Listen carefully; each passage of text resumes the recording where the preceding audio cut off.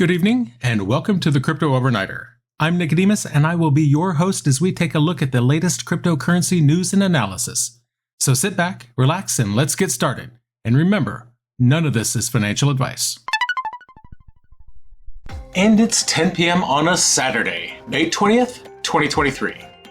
Bitcoin payment provider Strike has relocated its global headquarters to El Salvador. This move signifies a strategic shift in the crypto landscape. El Salvador is famous for embracing crypto as its legal tender. Previously based in Chicago, Strike has expanded its services to 65 countries. Once, the mobile app was only available in the United States, El Salvador, and Argentina. Jack Mallers is the CEO and founder of Zap, and Zap is Strike's parent company. Now, Mallers said that this expansion is a response to the complex world of crypto exchanges and the lack of transparent licensing regulations.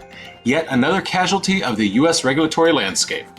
Mallers explained that relocating to El Salvador was a strategic move due to the increasing anti-crypto regulations in the United States.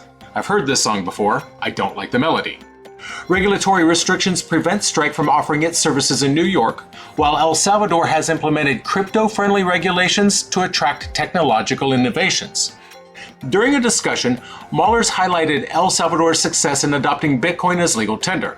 He emphasized that the success of Bitcoin adoption should be measured beyond merchant acceptance and should include factors like increased tourism. Initially, Strike users in the new markets will only be able to receive Bitcoin. However, Mallers revealed plans to introduce new features, including a debit card, by the end of the year. For markets outside the US, Strike will also enable US dollar payments via Tether. Mallers expressed satisfaction with the decision to establish headquarters in El Salvador. He emphasized the evolving landscape of the crypto industry and referenced Coinbase's recent challenges with Gary Gensler. Moving south to Argentina, we see another innovative use of cryptocurrency. Argentinians can now use the USDT stablecoin to purchase goods and even receive a portion of their salaries. This development is a significant step forward to integrating cryptocurrency into everyday life.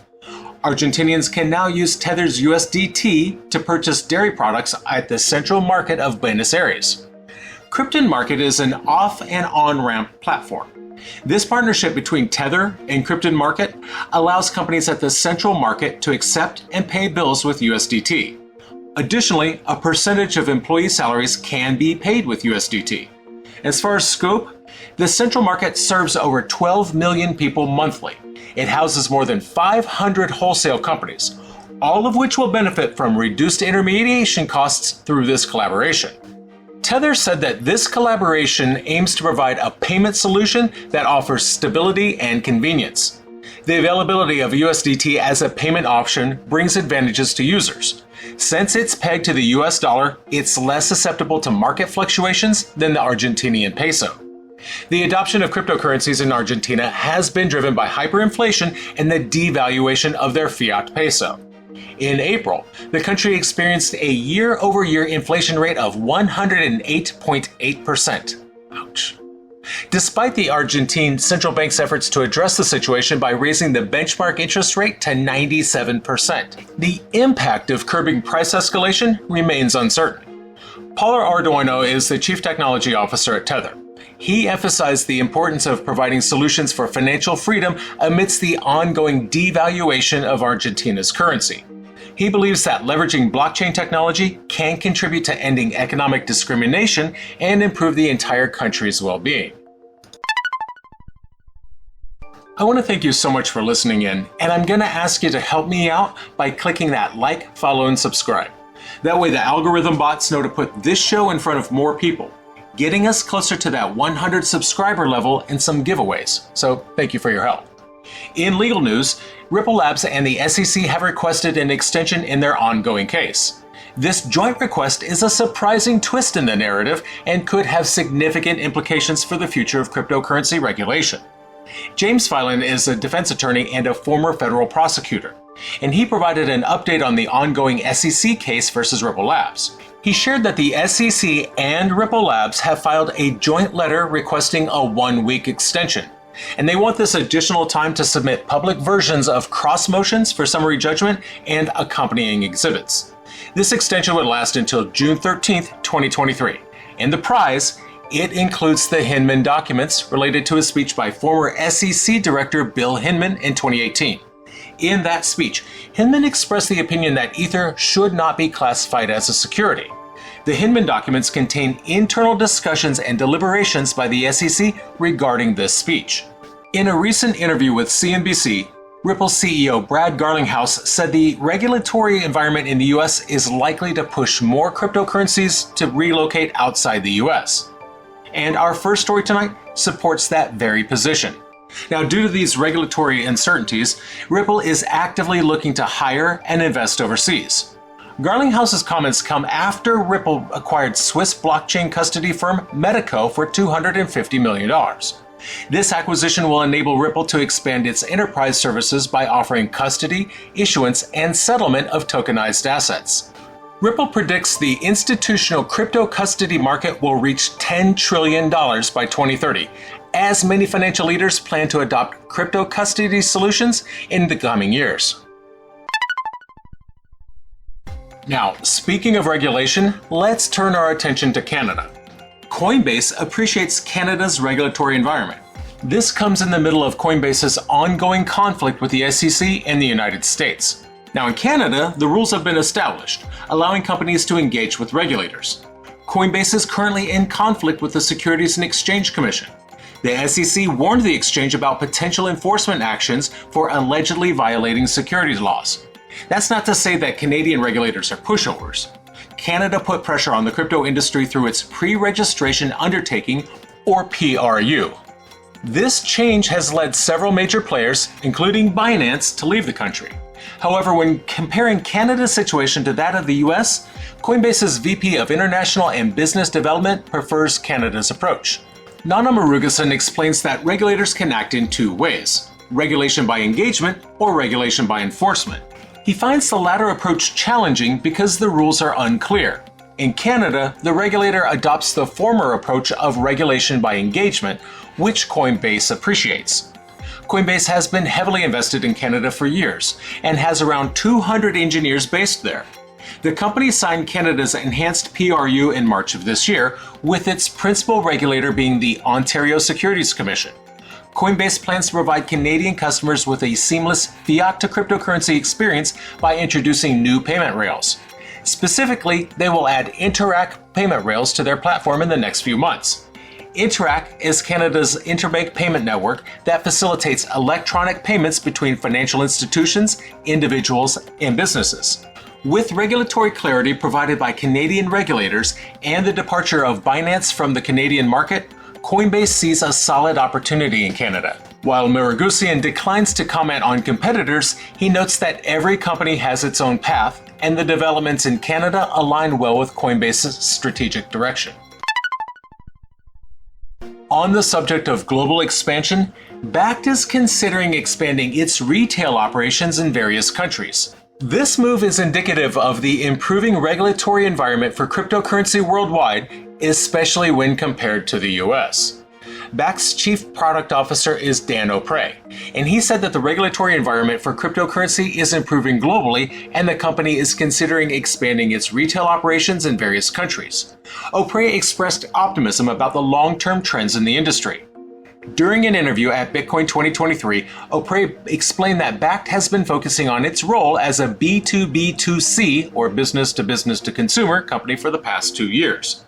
And as a result, a significant portion of institutional interest has been directed towards Bitcoin. Now, O'Prey mentioned that last year's issues with companies, practices, and coins in cryptocurrency affected Bitcoin's reputation, even though Bitcoin itself was not involved in those incidents. Bitcoin has benefited from the lack of regulatory clarity in the United States when compared to other cryptos. Regulators have established Bitcoin's status as a commodity, providing it with some certainty. However, O'Prey noted that the lack of regulatory clarity for cryptocurrencies in general in the US remains a significant obstacle to widespread Bitcoin adoption. He emphasized the importance of adopting proper practices, which places Bitcoin in a stronger position over the last few years. Bakkt operates its retail platform exclusively for embedded trading, payouts, and rewards in the United States. However, the company has plans to expand its retail activities internationally. OPRE revealed that Bakkt is collaborating with partners already involved in equities trading in certain jurisdictions or looking to add crypto to their operations. OPRE commended the Markets and Crypto Assets regulations recently enacted in the EU. He expressed that any form of regulatory clarity is beneficial as it allows businesses and institutions to know how they can operate and comply.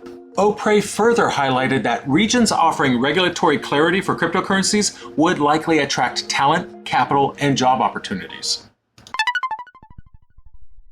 In a much less optimistic development, a joint report by the New York Federal Reserve and the Monetary Authority of Singapore suggests central bank digital currencies could facilitate cross-border and cross-currency payments.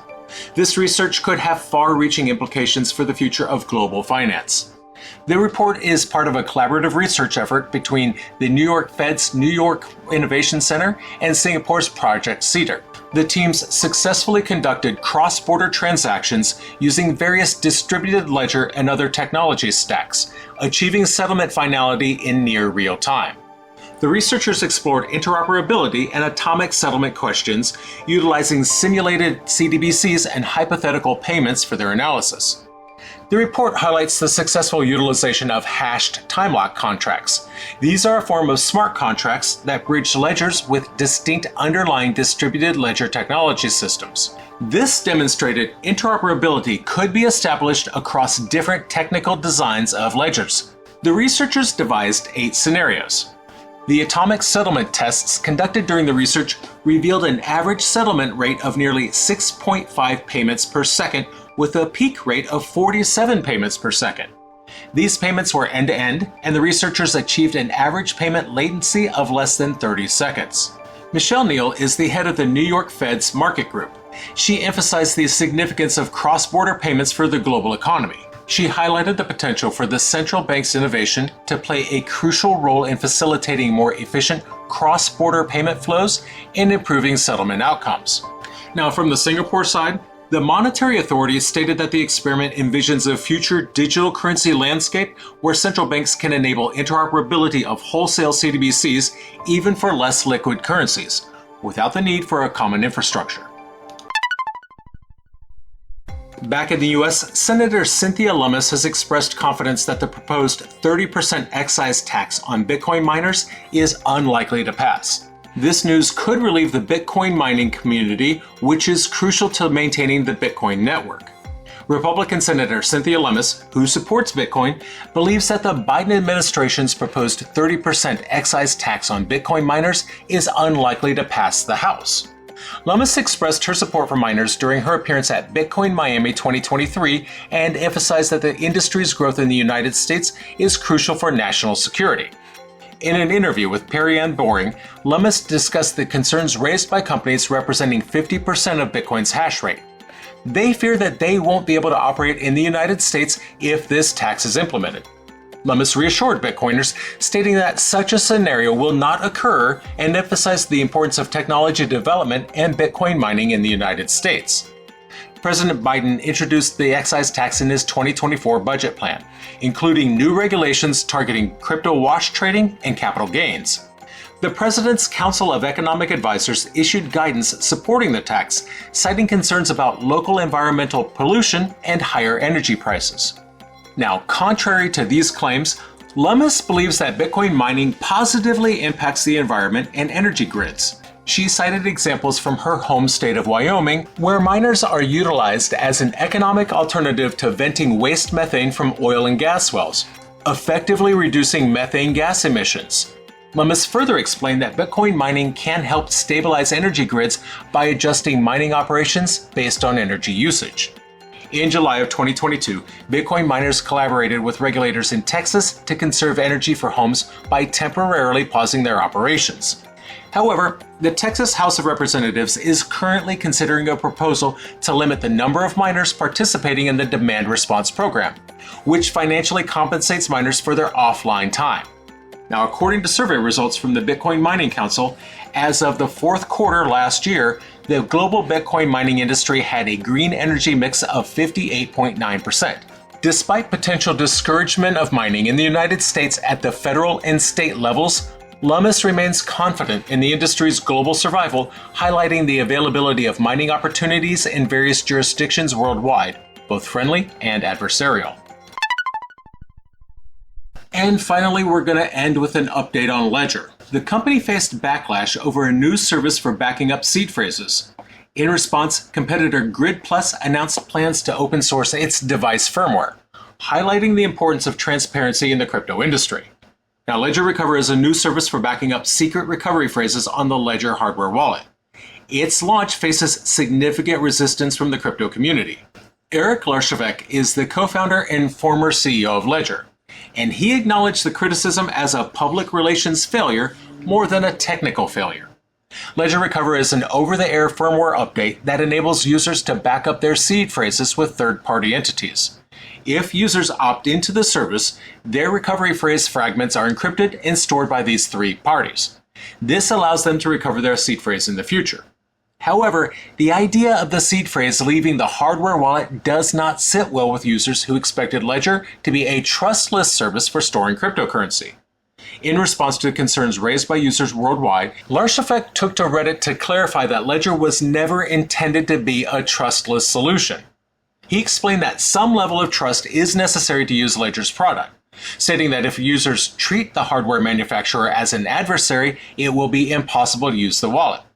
He admitted that he may have failed as a CEO in not sufficiently explaining the security model, but he felt that people didn't really care until now. He emphasized that this update does not compromise the hardware wallet's security model. He assured users that Ledger is still safe, with no backdoors or conspiracies related to Ledger Recover. He said trusting Ledger with the sharding the seed phrase is similar to trusting the company with signing a transaction. He dismissed the idea of having two different firmware versions to address backdoor concerns, stating that it would not change anything and would personally disappoint him. Notably, the firmware update for Ledger Recover is not compatible with the Nano S, Ledger's cheapest hardware wallet, due to the limited memory in the chipset. Now, amid the controversy surrounding Ledger's firmware update, Grid Plus, a competing hardware wallet provider, seized the opportunity to promote transparency. Grid Plus announced its plans to open source its device firmware in the third quarter of this year, aiming to provide greater transparency to its users. And frankly, I don't see any road to redemption for Ledger that does not go through open sourcing their software. Trust has been lost, and frankly, it will be very difficult to get it back. Open sourcing their software will probably be the standard thing to do in the future for crypto wallets, because once that trust has been lost, it is very difficult to get it back. And that's going to do it for us tonight. I want to thank you, my listeners, because when you stop listening, I will stop talking. If you enjoyed tonight's show, then please like, follow, subscribe, leave a rating or maybe a review. And in the meantime, we'll see you tomorrow night.